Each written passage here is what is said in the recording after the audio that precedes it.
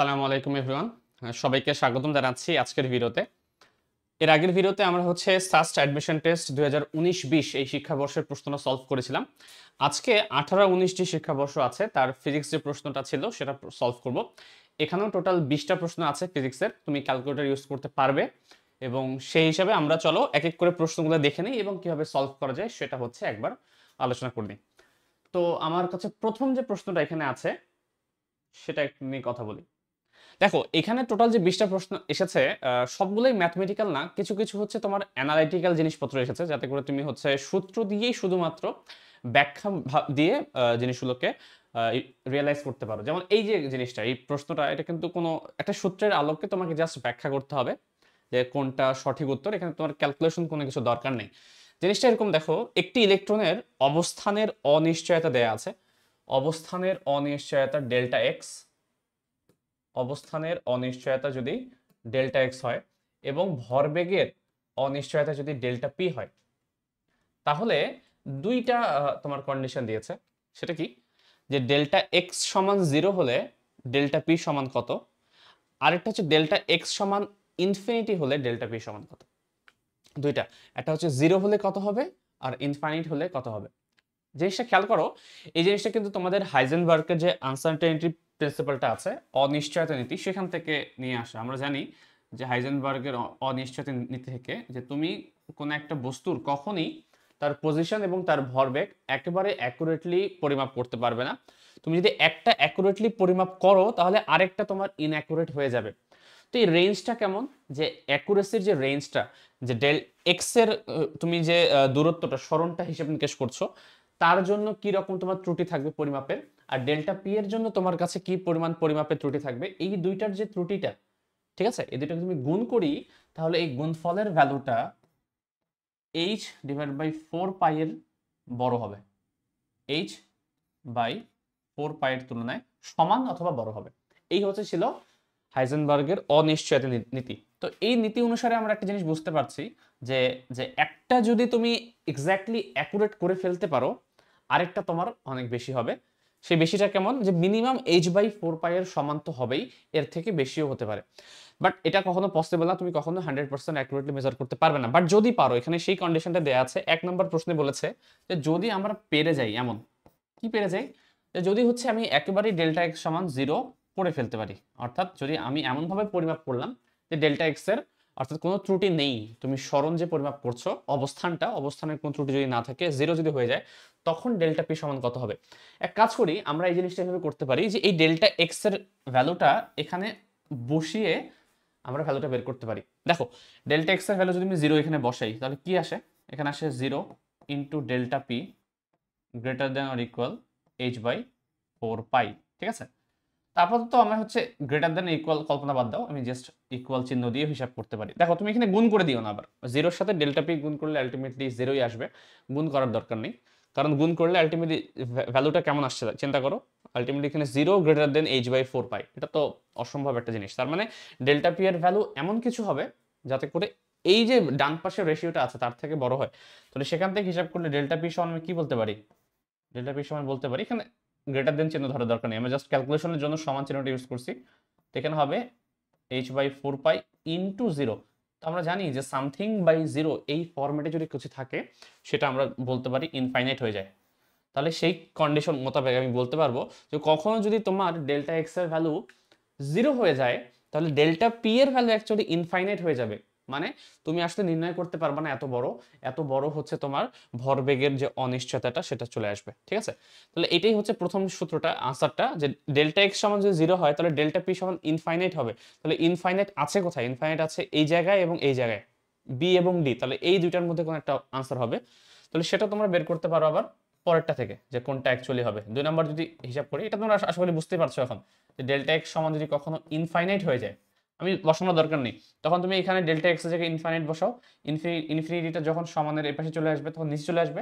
Something by infinity মানে actually 0। তাহলে এখান থেকে আমি ডেল্টা পি সমান বলতে পারবো, ডেল্টা পি সমান আমি বলতে পারবো 0। আলটিমেটলি যে আনসারটা আসছে সেটা একবার হবে ইনফাইনাইট, একবার হবে 0, ডেল্টা পি সমান। ঠিক আছে, তাহলে ইনফাইনাইট এবং 0 এই আনসার অপশনটা আছে ডি নাম্বারে, তাহলে ডি নাম্বার হবে তোমার আনসার। আশা করি বুঝতে পারা গেছে, খুব একটা কঠিন জিনিস না, কিন্তু এটা তোমাকে একটু বুঝে বুঝে আনসার করতে হবে। এখানে সূত্রের আসলে আমি না বসালেও আমি জিনিসটাকে ব্যাখ্যা করতে পারতাম, বাট বসিয়ে বসে দেখালাম যাতে করে তোমরা জিনিসটা উপলব্ধি করতে পারো। চলে আসবে আমরা সেকেন্ড প্রশ্নে। একটি স্বচ্ছ মাধ্যমের প্রতিসরণাঙ্ক দেয়া আছে 1.43, অসমবর্তিত আলো একটা আনপোলারাইজড একটা আলো লাইট একটা থিটা কোণে হচ্ছে মাধ্যমটির উপর যদি পড়ে, এখানে আপতিত হলে হবে, যদি আপতিত হয় তাহলে প্রতিফলিত যে আলোটা সেটা সম্পূর্ণ সমবর্তিত হয়, তাহলে থিটা কোণের মান কত? আচ্ছা, এই জিনিসটা হচ্ছে তোমরা বইয়ে পড়বে, যারা সমাবর্তন পড়েছো, সমাবর্তনের মধ্যেই একটা সূত্র আছে, এই সূত্রটাকে বলে হচ্ছে ব্রুস্টারের সূত্র। ব্রুস্টারের সূত্র খুবই সিম্পল একটা সূত্র, আর কিছু না। এমন প্রুফটা আমি দেখাচ্ছি না, জিনিসটা এরকম যে যদি একটা আনপোলারাইজড লাইট একটা তলের উপর এসে পড়ে, একটা তলের উপর, ধরলাম যে এটা হচ্ছে আমার লম্ব বরাবর তলটা, ঠিক আছে, যাই হোক এই তলে এসে পড়ছে, তো একটা আলো এসে পড়লে সেটা দুইটা কাজ হতে পারে। একটা হচ্ছে কিছু পরিমাণ অংশ তার প্রতিফলন হয়ে যাবে, কিছু পরিমাণ অংশ প্রতিসরণ হয়ে যাবে। ধরলাম থিটা পি কোণে পড়ছে, তাহলে সেটা যখন প্রতিফলন হবে স্বাভাবিকভাবে প্রতিফলন কোণ আর আপতন কোণ সমান হয় আলোর ক্ষেত্রে, তাহলে সেটা থিটা পি কোণেই কিছু পরিমাণ প্রতিফলন হয়ে যাবে, আর কিছু পরিমাণ প্রতিসরণ হয়ে যাবে, যেটাকে আমি থিটা আর কল্পনা করছি, ঠিক আছে, থিটা আর। তো ব্রুস্টার বলছে যদি এমন একটা কোণে আপতিত হয় যখন প্রতিফলিত রাশিটা বা রশ্মিটা সম্পূর্ণরূপে যদি সমবর্তিত রশ্মি পাওয়া যায়, অর্থাৎ আসতেছে অসমবর্তিত আকারে, প্রতিফলনের পর সেটা যদি পুরোটি হচ্ছে পোলারাইজড লাইটে পরিণত হয়ে যায়, তাহলে সেক্ষেত্রে এই যে প্রতিফলন এবং প্রতিসরণ আছে এদের মধ্যবর্তী কোণটা 90 ডিগ্রি পাওয়া যায়। তাহলে এই কনসেপ্টের মোতাবেক আমি যদি হচ্ছে এই যে যতটুকু আলো প্রতিফলিত হয়ে মানে আপতিত হয়ে প্রতিসরণ হয়ে গেল, তো তার কারণে অবশ্যই এই মাধ্যমটার এক মাধ্যম থেকে অন্য মাধ্যমে যাওয়ার ক্ষেত্রে এখানে একটা কি থাকবে, তার প্রতিসরণাঙ্ক থাকবে। এই প্রতিসরণাঙ্কের ভ্যালুটা শুধুমাত্র এই কোণ দ্বারাই ব্যাখ্যা করা পসিবল, বের করা পসিবল, এবং তারা সূত্রটা ব্রুস্টার সেই সূত্রটা প্রুফ করে দেখিয়েছে, সেটা হচ্ছে মিউ সমান ট্যান থেটা পি। এটা এরকম যে ট্যান থেটা পি, যখন এটা তোমার প্রুফটা দেখে নিয়ে বইয়ে তাহলেই হবে। ব্রুস্টারের সূত্র অনুসারে চিত্রটা এরকম এবং কনসেপ্টটা হচ্ছে এরকম, তো একেবারেই হচ্ছে আমরা এটা করতে পারি। এখান থেকে আমরা থেটা পি সমান কি বলতে পারবো, ট্যান ইনভার্স মিউ, মিউ এর ভ্যালু প্রশ্নে দেওয়া আছে 1.43, তো এত কিছু লেখা লাগবে না, তো আমি জাস্ট এমনি লিখে দিচ্ছি। বাট এখানে যদি হিসাব করো শিফট ট্যান ইনভার্স 1.43 হিসাব করলেই আসে 55.03, ঠিক আছে, 55 ডিগ্রি। তো 55 ডিগ্রি হচ্ছে আনসার আসছে তোমাদের এখানে, তো এটাই হবে তোমার আনসার। আশা করি বোঝা গেছে। চলে আসবো আমরা 3 নম্বর প্রশ্নে। 3 নম্বর প্রশ্নটা একটু পড়ি কি বলেছে। একটি গাউসীয় তল, গসিয়ান একটা প্লেন আছে, এই তল দ্বারা একটি তড়িৎ দ্বিমেরু আবদ্ধ যদি থাকে, তাহলে তলটির মধ্য দিয়ে অতিক্রান্ত মোট তড়িৎ ফ্লাক্সের ভ্যালু কত হবে? আচ্ছা, একটা গসিয়ান যদি সারফেস থাকে, একটা তল থাকে, গসিয়ান তলের মধ্যে যদি কোনো একটা আধান থাকে, তো তার জন্য এই গসিয়ান একটা সূত্র আছে যে কি পরিমাণ তড়িৎ ফ্লাক্স সেটা দিয়ে নির্গত হবে। সেই তড়িৎ ফ্লাক্সের যে ভ্যালুটা, সূত্রটা সেটা হচ্ছে এরকম।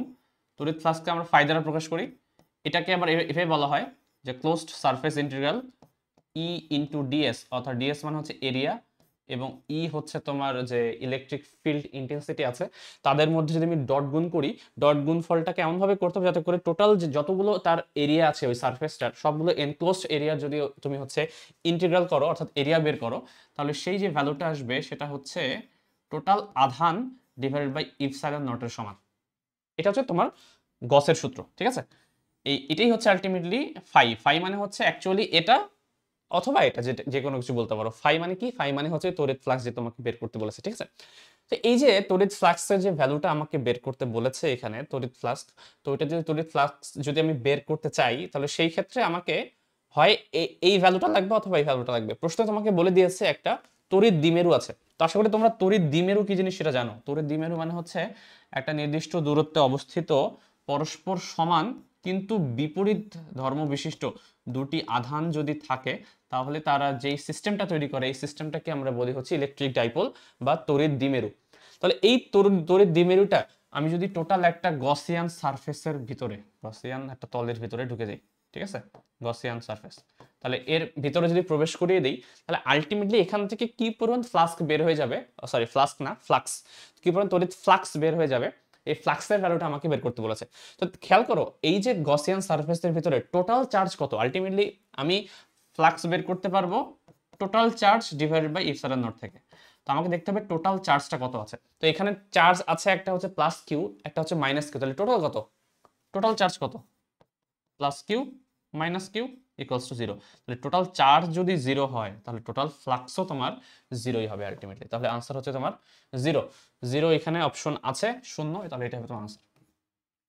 ম্যাথ করা লাগবে না, শুধুমাত্র থিওরিটা বুঝলেই হয়ে যাবে যে কিভাবে এই জিনিসটাকে আমরা হচ্ছে করতে পারি, ঠিক আছে, সমস্যা হওয়ার কথা না। চলে আসবো 4 নম্বর প্রশ্নে। সমষ্ণ প্রক্রিয়ায় 400 কেলভিন মানে এত তাপমাত্রায় আর কি 4 মোল আদর্শ গ্যাসের আয়তন যদি আমি V1 থেকে 4 মোল আদর্শ গ্যাসের আয়তন V1 থেকে বৃদ্ধি পেয়ে যদি এমন করি যে ডাবল হয়ে যায়, তাহলে গ্যাস কর্তৃক কৃত কাজের ভ্যালু কত। তো ডিরেক্ট সূত্র W সমান nRT ln V2 by V1, শুধুমাত্র ক্যালকুলেটর ইউজ করেই করতে পারি, ঠিক আছে। তোমাদের একজন বলেছিল যে আমাকে শুধুমাত্র ক্যালকুলেটর দিয়ে করাতে, তো আমি সূত্রটা লিখলাম। তোমার রাফ করার সময় সূত্রটা মাথায় থাকবে, এটা লিখতেও পারো, এত সহজ সূত্র লিখার দরকার নেই, লিখতেও পারো না লিখতে পারো, ডিরেক্ট ক্যালকুলেটরে বসাবো সবকিছু। এন এর ভ্যালু কত, 4 মোল, 4, আর হচ্ছে 8.314, টি টি হচ্ছে 400 kelvin, R loan V2 by V1, তাহলে V2 বাই V1 সমান কত, 2, তাহলে লন 2 যদি ইকুয়াল প্রেস করি তাহলে 9220 আসে, 9220, ঠিক আছে, এত জুল। তাহলে 9220 আনসারে নাই, কাছাকাছি আছে 216, এটাই আনসার। 216 কেন আসলো, সাধারণ মনে হয় ওরা 8.314 ধরেনি, অন্য কিছু ধরেছে, 8.31 ধরতে পারে হয়তো, বা তখন একটু কম আসতে পারে, ঠিক আছে, বাট ম্যাটার করে না, কাছাকাছি, এটা খুবই কাছাকাছি আনসার, ধরলেই হয়ে যাবে। চলে আসবে পরবর্তী প্রবলেমে। কেপলারের দ্বিতীয় সূত্র কোন ভৌত রাশির নিত্যতা সূত্র থেকে প্রমাণ করা যায়। ওকে, হ্যাঁ এটা একটু ভালো প্রশ্ন, এটা এখানে থিওরি বোঝার অনেক কিছু আছে, তো আমি একটু ব্যাখ্যা করি জিনিসটা, এখানে বোঝানোর মতো অনেক কিছু আছে। কল্পনা করো এটা হচ্ছে আমাদের সৌরজগৎ, তার মধ্যে এখানে হচ্ছে তোমার সান আছে, এই জায়গায় সান সূর্য, ঠিক আছে, এই সূর্যের, আর এখানে হচ্ছে একটা গ্রহ। কেপলার তার দ্বিতীয় সূত্রে কি বলে, কেপলার তার দ্বিতীয় সূত্রে বলছে যে সূর্য এবং যে কোনো গ্রহের যদি হচ্ছে আমি কানেক্টিং যে রেখাটা আছে এই রেখাটাকে একটা নির্দিষ্ট সময় ধরে হচ্ছে অতিবাহিত করি, অর্থাৎ এই রেখাটা এখানে ছিল, কিছুক্ষণ পরে সে এই জায়গায় চলে আসলো, ধরলাম একটা নির্দিষ্ট টাইম পরে, ওই টাইমটা আমি ধরতেছি হচ্ছে টি টাইম পরে যখন সে এদিকে চলে আসলো, তাহলে এখানে সে যে এরিয়াটা কাভার করছে, এরিয়াটা, তাহলে নির্দিষ্ট সময় একক সময়ে সে যতটুকু এরিয়া কাভার করে, এই যে এরিয়ার ভ্যালুটা আমি বলতে পারি একক সময়ে এরিয়ার পরিমাণ, অর্থাৎ এ ডিভাইডেড বাই টি, এই একক সময়ে যে পরিমাণ এরিয়াটা সে কাভার করছে, সে অন্য যে কোনো জায়গায় যদি যেত, অন্য যে কোনো স্থানে, এবং সে যদি একই টাইম বরাবর হচ্ছে মুভ করতো, তাহলে এই এরিয়ার ভ্যালুটা সেম আসবে। অর্থাৎ এখানেও যদি এখান থেকে তার এখানে যেতে যদি সেম পরিমাণ টাইম লাগে, তাহলেও তার area divided by time equal to same হবে, মানে একই টাইম যদি হয় তাহলে এরিয়াটা সেম হবে, অর্থাৎ একক সময়ে একক এরিয়া সে ট্রাভেল করে। এটা হচ্ছে সহজ কথা, আমি যদি হচ্ছে বৃত্তাকার এঁকেছি, বাট অ্যাকচুয়ালি বৃত্তাকার না, তোমরা জানো এটা একটা উপবৃত্তাকার একটা জিনিস, তাই না, যাই হোক ওটা নিয়ে আমি যাচ্ছি না, বৃত্তাকার ইস্যু না আমার, বাট আমি হচ্ছে প্রুফ করতে যাচ্ছি যে এই এরিয়া বাই টি যে একটা হচ্ছে কনস্ট্যান্ট ভ্যালু হবে, এটা বের করবো কিভাবে আমরা, এটা বের করতে পারি কোন সূত্রের মোতাবেক, রৈখিক ভরবেগ, শক্তি, কৌণিক ভরবেগ, গতিশক্তি নাকি যান্ত্রিক শক্তি, কার নিত্যতা সূত্র দিয়ে আমরা অ্যাকচুয়ালি এই যে জিনিসটা কেপলারের সেকেন্ড লটা একটু প্রুফ করতে পারি, সেটা একটু আমরা দেখবো। বাট আমার টার্গেট কি, আমার টার্গেট হচ্ছে একটা নির্দিষ্ট সময়ে কতটুকু এরিয়া সে কাভার করছে। তো এটার জন্য আমি এক কাজ করবো, একটু ডিফারেন্সিয়েশন এর হেল্প নিব, ডিফারেন্সিয়েশনের একটু হেল্প নিব। এটা তোমাদের বইয়ে দেয়া নাই কিন্তু, মানে এটা হুবহু দেয়া নাই তোমাদের বইয়ে, বাট এটা করা যায়। এটা যখন তোমরা হায়ার স্টাডিজে উঠবে, কারো যদি আগ্রহ থাকে তোমরা এখনো দেখতে পারো, ঠিক আছে। আমি খুবই সামান্য পরিমাণ একটা অংশ নিয়ে কথা বলতে যাচ্ছি। ধরলাম যে কোনো সময় গ্রহটা এই জায়গায় ছিল, সে খুবই অল্প সময় ডিটি টাইম পরে সে এই জায়গায় আসলো, খুবই সামান্য, আমি যদিও অনেক দূরে দেখিয়েছি বাট এত দূরে না, খুবই সামান্য পরিমাণ সময় পরে সে যদি এতটুকু দূরত্ব আসে, তাহলে তার যে এরিয়াটা সে কাভার করলো সেটা যদি খুবই সামান্য পরিমাণ এরিয়া ডি এ হয়, তাহলে সেখান থেকে আমি ডি এ বাই ডিটি সমান কি বলতে পারি? একটু খেয়াল করো, ডি এ সমান কি বলা যায়? এখানে দুইটা জিনিস আছে, খেয়াল করো। এই যে গ্রহটা সে খুবই সামান্য পরিমাণ সময়ে এতটুকু দূরত্ব আসলো, আমি কল্পনা করতে পারি এই যে দূরত্বটা, এই দূরত্বটা হচ্ছে খুবই ছোট দূরত্ব ডিএক্স, এবং এটা এতটাই কম দূরত্ব যে এত বড় কার্ভটা আসলে কার্ভ না, ওর কাছে সরলরেখা মনে হবে। মনে করো পৃথিবী কি, পৃথিবী তো গোল, বাট তুমি দাঁড়িয়ে আছো এক জায়গায়, তুমি এই রাস্তাটাকে কি সমতল দেখছো না? সমতল দেখছি কেন? কারণ এটা আসলে কার্ভেচারটা এত বড় হচ্ছে তার রেডিয়াস, যে তুমি আসলে গোলটা তুমি চোখে উপলব্ধি করতে পারছো না এই ছোট দূরত্বের সাপেক্ষে। 6400 কিলোমিটার হচ্ছে তার রেডিয়াস। তো সেম ভাবে আমি যদি বলি যে এই কার্ভটা আসলে অনেক বড়, এ কারণে খুবই সামান্য দুইটা বিন্দুর মধ্যে ওই রেখাটাকে তুমি সরল রেখার মতো কল্পনা করতেই পারো, কোনো সমস্যা নেই এখানে। তার মানে এই যে জিনিসটা, এখানে যে আমি এরিয়াটা এঁকেছি, এই এরিয়াটা গিয়ে অ্যাকচুয়ালি একটা কি ত্রিভুজের মতো মিন করছে না? এটা এটা একটা ত্রিভুজ আকৃতির একটা জিনিস, যেখানে হচ্ছে এটা আছে, এটা আছে, এটা আছে, তাই না? ত্রিভুজ আকৃতির একটা জিনিস মিন করছে।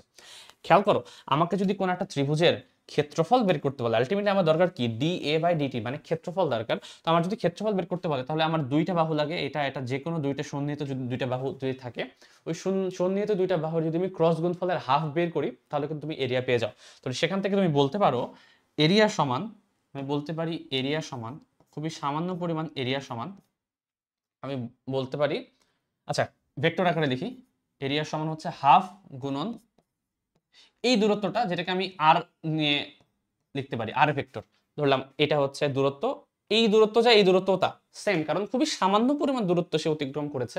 এটা যদিও উপবৃত্তাকার হতো, তাও সেম ভ্যালু আসতো অলমোস্ট। তাহলে আর আর যাই বলো না কেন, তাহলে এই আর এর সাথে এই সামান্য পরিমাণ যে দূরত্বটা আছে, যেটা হচ্ছে ডিএক্স, এই ডিএক্স যদি তুমি ক্রস গুণ করো, আর ক্রস ডিএক্স, তাহলে তুমি কিন্তু সামান্য পরিমাণ এরিয়াটা পেয়ে যাবে।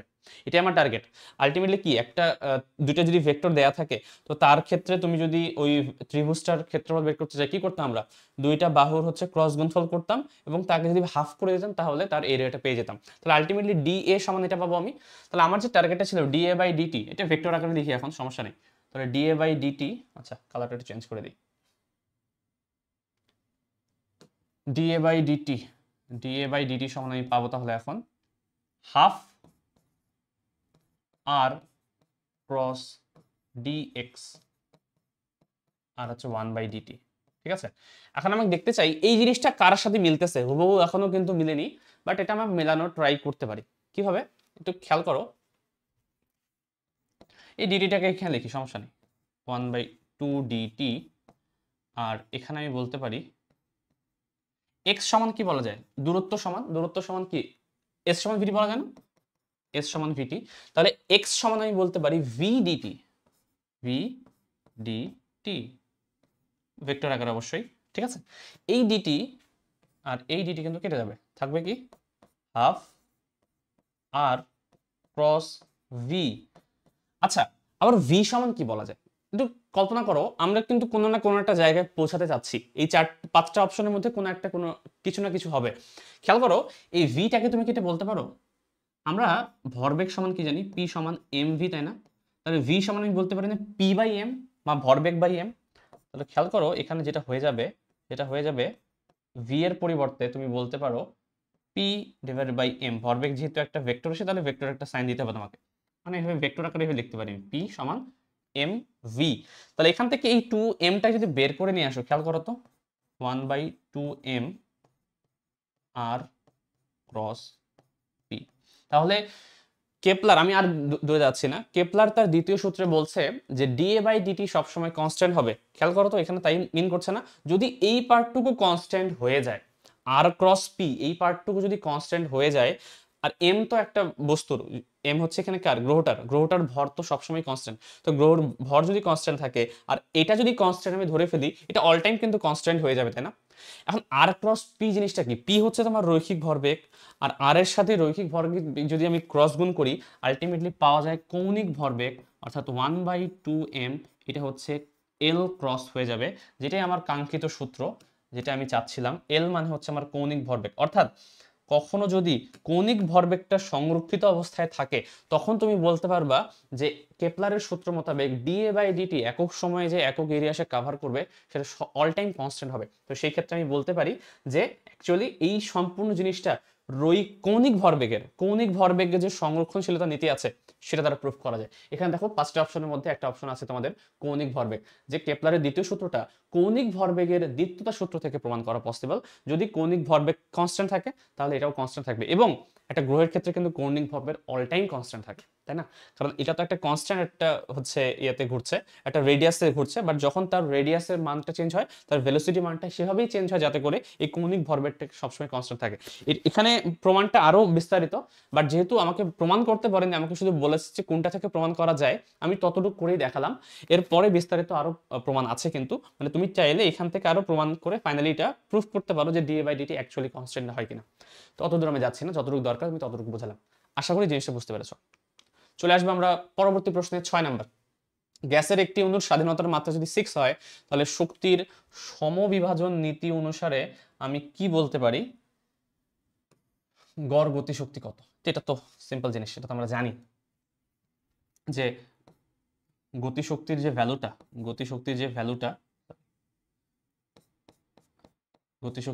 অ্যাকচুয়ালি হাফ কেটি এভাবে ভ্যারি করে, ইনটু হচ্ছে তার স্বাধীনতার মাত্রাটা কত, এটাকে বলা হয় ডিগ্রি অফ ফ্রিডম, ডিওএফ।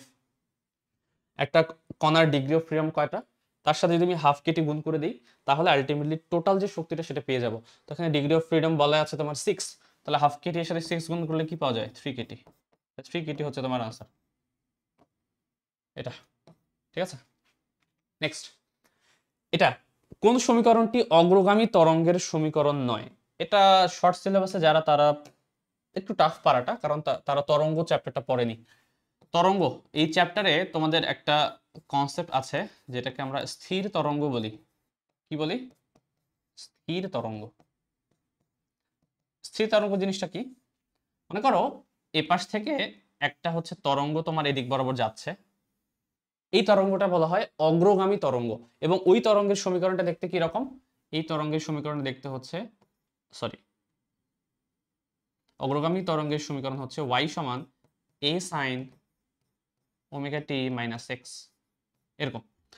সেম ভাবে আরেকটা তরঙ্গ মনে করো এটা হচ্ছে ফ্রি এন্ডে আছে, এটা হচ্ছে একটা জায়গা এবং এটা মুক্ত। তো তুমি যখনই একটা জায়গায় হচ্ছে তরঙ্গ সৃষ্টি করবে, এটা যদি ওই পাশটা যদি মুক্ত অবস্থায় থাকে তাহলে এই তরঙ্গটা মুভ করে করে এদিকে চলে যাবে, সে এ পাশে আসতে পারবে না, ঠিক আছে, এ পাশে ব্যাক করবে না। বাট মনে করো তুমি এমন একটা তরঙ্গ সৃষ্টি করলে যেই তরঙ্গের এ পাশেও হচ্ছে বাধা, মানে এই পাশেও একটা বাধা আছে তার, তাহলে যখন এই তরঙ্গটা মুভ করে করে করে এই বাধায় আসলো, এখানে সে ধাক্কা পেয়ে কিন্তু সে আবার ব্যাক করবে, ব্যাক করে সে উল্টো দিকে ব্যাক করে, অ্যাকচুয়ালি এইভাবে ব্যাক করে। তো যখন সে আবার বাম থেকে ডান থেকে বাম দিকে ব্যাক করে, তখন এই তরঙ্গটাও কিন্তু একটা অগ্রগামী তরঙ্গ আলটিমেটলি। শুধু আমি পিঙ্কটার কথা বলছি। তো এটার সূত্র হচ্ছে, ইকুয়েশন হচ্ছে a sin omega t plus delta বলতে পারো, সমস্যা নেই, আমি বলছি না, ওমেগা টি প্লাস এক্স, যাই হোক এটা হচ্ছে আমার ইকুয়েশন, ঠিক আছে। এখন প্রশ্ন হচ্ছে, আচ্ছা এখানে এক্স না বলে ডেল্টাই বলি।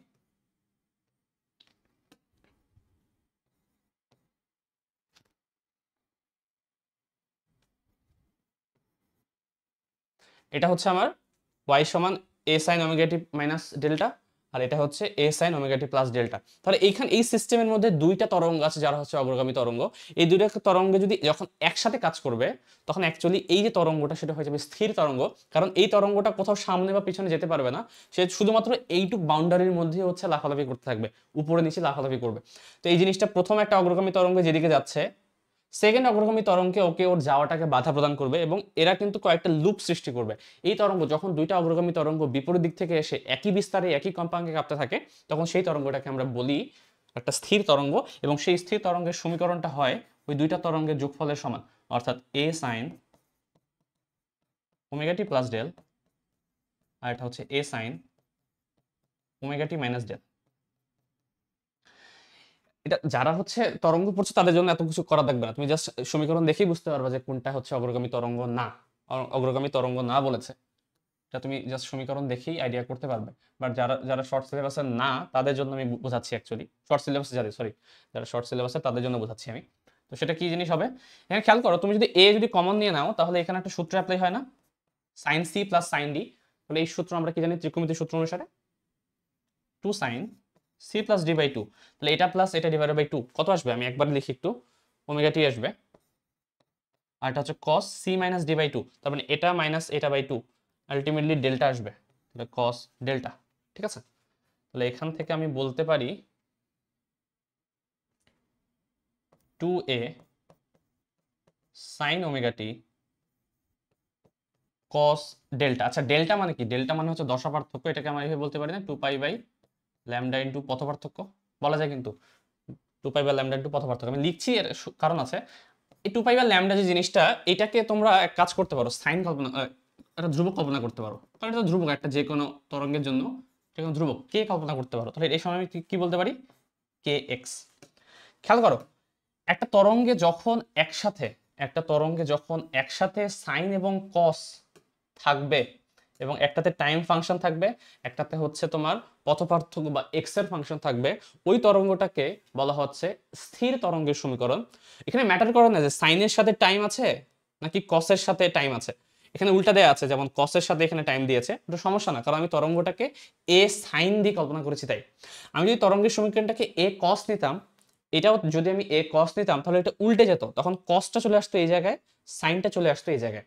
এটা আসলে ম্যাটার করে না যে সাইনের সাথে কে আছে বা কসের সাথে কে আছে, বাট একটা তরঙ্গের সমীকরণে যদি তুমি এরকম পাও যে একসাথে টাইমের ফাংশন এবং সরণের ফাংশন, অর্থাৎ তোমার পথপার্থক্যের ফাংশন যেটা একসাথে আছে, তাহলে সেইখানে আমি সেই তরঙ্গের সমীকরণটাকে বলি একটা স্থির তরঙ্গের সমীকরণ। তাহলে এটাই একমাত্র সমীকরণ যেখানে হচ্ছে এক্স এবং টাইম একসাথে হচ্ছে এভাবে গুণ অবস্থায় আছে, বাকি সবখানে যোগ বা বিয়োগ অবস্থায় আছে, দেখতে পাচ্ছ এক্সটি এক্সটি এক্সটি এক্সটি সবসময় যোগ বা বিয়োগ অবস্থায় আছে। যদি গুণ অবস্থায় থাকে তাহলে সেটাই আমি বলতে পারি সেটা অ্যাকচুয়ালি স্থির তরঙ্গের সমীকরণ। তাহলে এটাই হচ্ছে সেই সমীকরণটা, তরঙ্গটা, যেটা হচ্ছে অ্যাকচুয়ালি স্থির তরঙ্গ। ঠিক আছে, বাকি সবগুলোই হচ্ছে অগ্রগামী তরঙ্গের সমীকরণ। তুমি অন্যভাবে প্রুফ করতে পারো, বাট এটা হচ্ছে সবচেয়ে ফাস্টেস্ট ওয়ে যাতে করে তুমি এই জিনিসটা আনসার করা পসিবল হয়। ঠিক আছে, 8 নম্বর প্রশ্ন চলে আসবো। একটি তরল এবং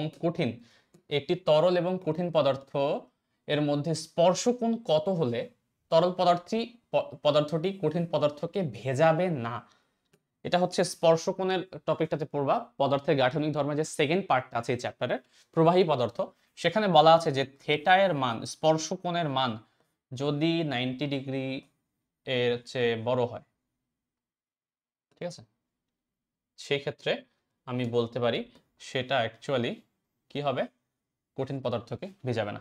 এটা মেবি বড় ছিল, ইকুয়াল চিহ্ন ছিল না, কারেক্ট করে দিও আমি যদি ভুল হই, ইকুয়াল চিহ্ন মেবি ছিল না। ঠিক আছে, 90 ডিগ্রির বড় যে কোনো কোণের ক্ষেত্রে স্পর্শকোণ যদি হয়, তাহলে সেই তরল পদার্থটি কি সেই কঠিন পদার্থকে ভেজাবে না। তাহলে এইখানে 5টা অপশনের মধ্যে একটা অপশনই আছে যেটা হচ্ছে 90 ডিগ্রির থেকে বড়, 110 ডিগ্রি, এটাই হবে তোমার আনসার। এটার জন্য বোঝার জন্য তোমাদের থিওরিটা পড়তে হবে, এত বড় থিওরি এখানে এক্সপ্লেন করা পসিবল না। তোমরা থিওরি বুঝে দেন হচ্ছে আমাকে আস্ক করতে পারো যে কোন জায়গাটাকে বুঝুনি। ঠিক আছে, চলে আসবো 9 নম্বর। এত কেজি ভরের 2 কেজি ভরের একটি কণার বেগ দেয়া আছে ভেক্টর পদ্ধতিতে এবং বাহ্যিক বল এফ এর ক্রিয়ায় কণাটি থেমে গেল, তাহলে এফ কর্তৃক কৃত কাজ কত। ওকে, আমাকে কাজ বের করতে বলেছে। আচ্ছা, এটা আমরা কাজ শক্তি উপপাদ্য বের করতে পারি। দেখো, কাজ সমান আমরা কি জানি, আলটিমেটলি বল গুণন সরণ, অথবা আমরা এটাই বলতে পারি কাজ শক্তি উপপাদ্য অনুসারে যে কোনো একটা বস্তুর গতিশক্তির যে পরিবর্তন সেটাই অ্যাকচুয়ালি কাজের ভ্যালু। তাহলে যেহেতু এখানে বেগ দেয়া আছে, তাহলে সেখান থেকে আমরা বলতে পারি যে গতিশক্তির পরিবর্তন। কল্পনা করি বস্তুটার আদি বেগ হচ্ছে ভি, এবং যেহেতু এখানে ভি আকারে বলা আছে, এবং শেষ বেগ আমি ধরে নিচ্ছি v1। ঠিক আছে, তাহলে দুই বস্তুটার যে এখানে হাফ মনে হয় বেশি চলে এসেছে একটা,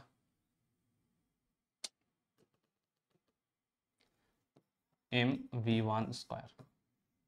ঠিক আছে, তো half M V square minus half M V one square, এখানে যে গতিশক্তির যে পরিবর্তনটা পাওয়া যাবে সেটাই অ্যাকচুয়ালি কৃত কাজের ভ্যালু নির্দেশ করবে, যেহেতু বেগ আকারে দেয়া আছে।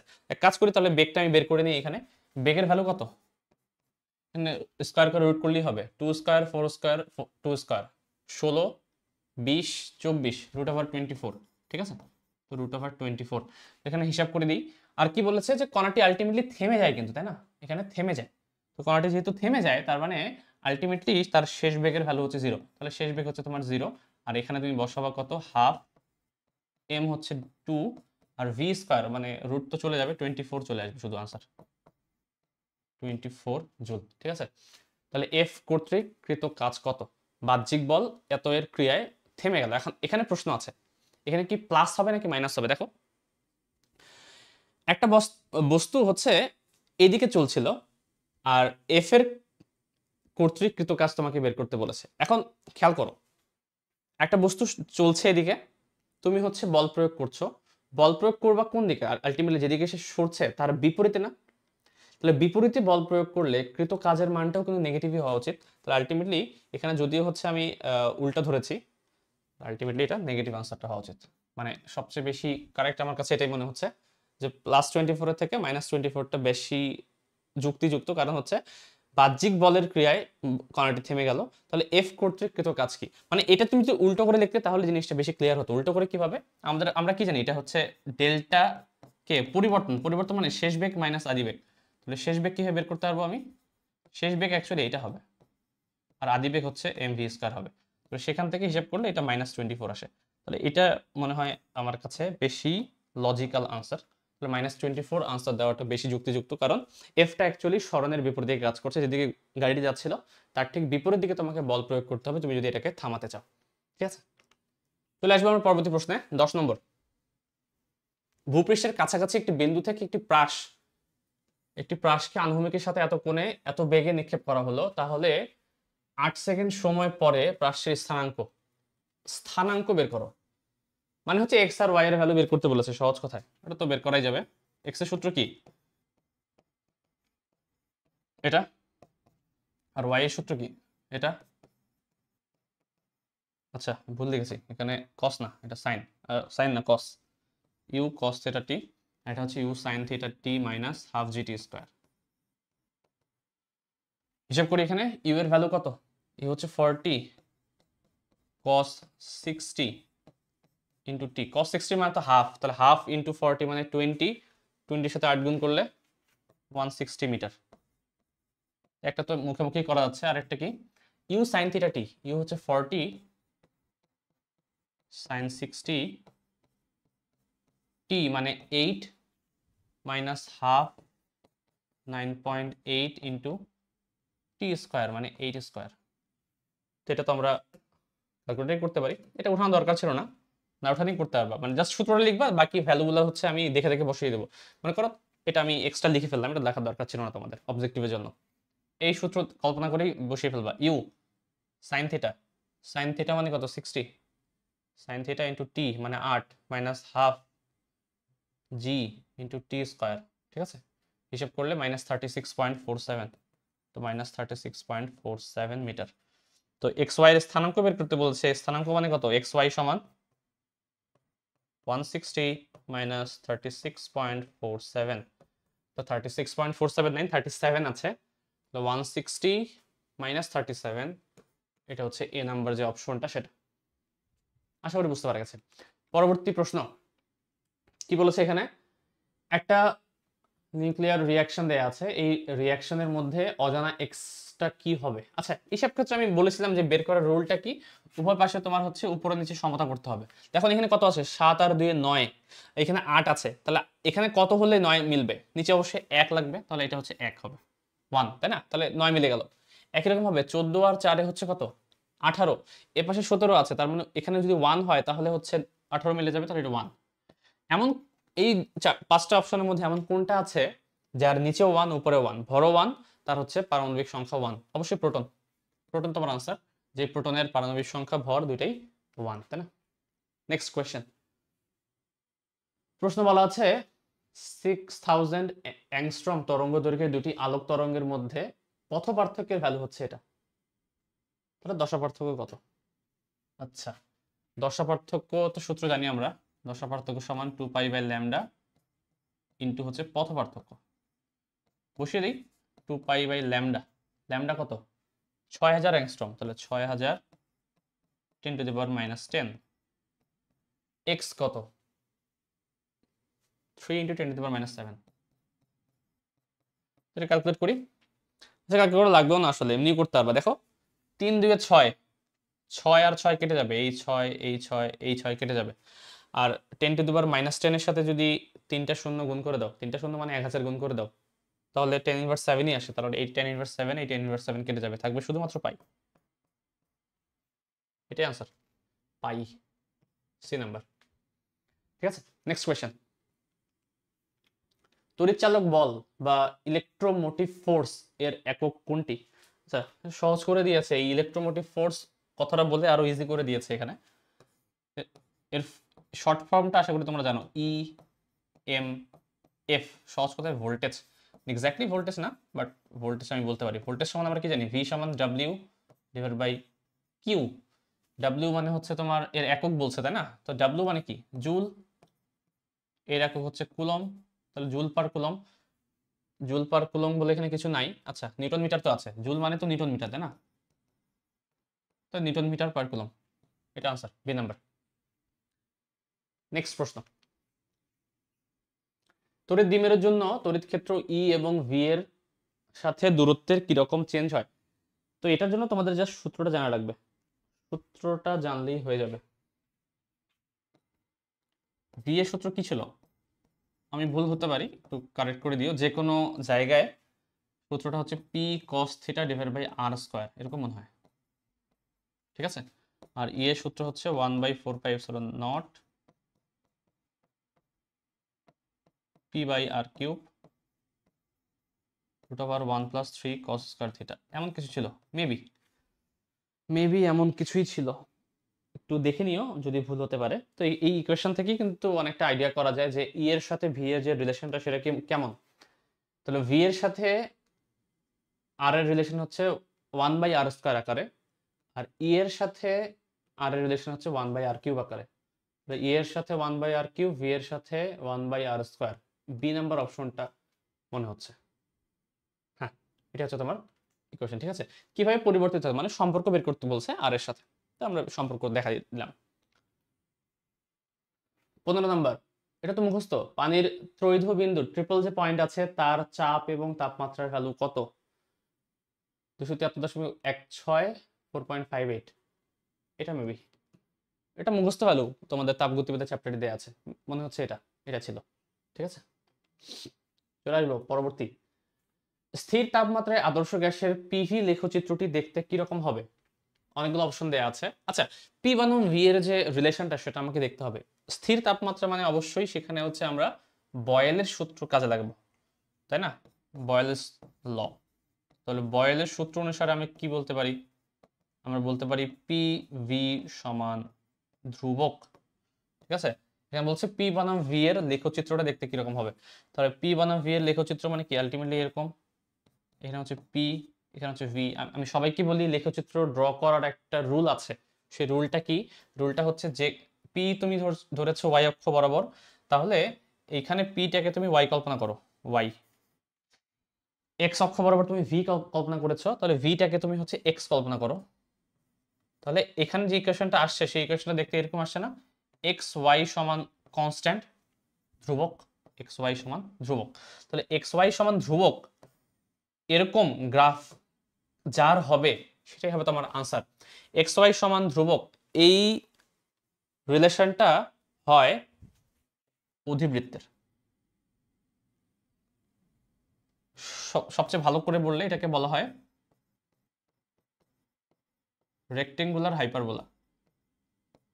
এটা তোমরা পড়বে, কনিক চ্যাপ্টারে পড়েছো, অথবা এই রেক্টেঙ্গুলার হাইপারবোলার ইকুয়েশন নিয়ে তোমাদের ম্যাথের ফার্স্ট পেপারের যে ইন্টিগ্রেশন চ্যাপ্টার আছে তার ঠিক লাস্টের চ্যাপ্টারটা যেখানে ক্ষেত্রফল বের করা নিয়ে কনসেপ্ট আছে, সেখানে বলা আছে একটা সমীকরণ এক্স ওয়াই সমান সি স্কোয়ার, একটা সমীকরণ আছে। এই সমীকরণ এবং আরেকটা সমীকরণের মধ্যে হচ্ছে ক্ষেত্রফল বের করো। তোমরা চিন্তা করিও এই যে জিনিসটা, এটা তোমরা কি হিসেবে চিন্তা করতো, এখানে বলা আছে এক্স ওয়াই সমান সি স্কোয়ার একটা অধিবৃত্ত, এই অধিবৃত্তের সাথে অন্য কারো হচ্ছে তোমার গ্রাফ এরিয়া বের করতে বলে। গ্রাফটা দেখতে এরকম হয়।